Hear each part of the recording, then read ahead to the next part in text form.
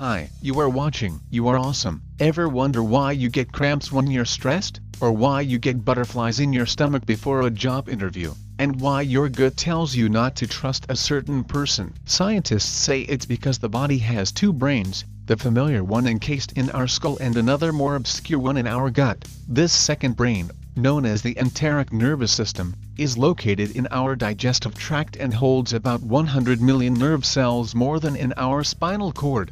Less complex and smaller than our cranial brain. This second brain, which contains between 70 to 85% of the body's immune cells, is an independent data processing center handling a complicated circuitry of neurons, neuromodulators, and neurotransmitters. Every neurotransmitter that exists in our brain also exists in the gut without exception.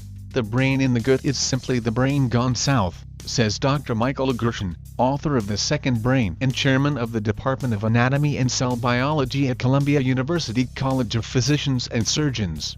In 1899, anatomists and physiologists studying dogs found that, unlike any other reflex, the continuous push of material through the digestive system continued after nerves linking the brain to the intestines were severed. In other words, they discovered the gut had a mind of its own, operating like our brain and looking uncannily similar to it. The gut-brain responds to stimulus and is continuously active whether we're aware of it or not, but it doesn't think or feel. The feeling is held in the cerebral cortex of the brain. This second brain performs a different role. The brain in the head deals with the finer things in life, religion, philosophy, appreciation of art and music, creativity, etc., says Dr. Gershon, whereas the brain in the gut deals with this dirty, messy and disgusting business of digestion. The brain in the head doesn't have to get its hands dirty with that kind of thing since it has delegated the job. They may have different roles, but our two brains are interconnected. 1,000 to 2,000 nerve fibers connect them and enable the two to talk. When one gets upset,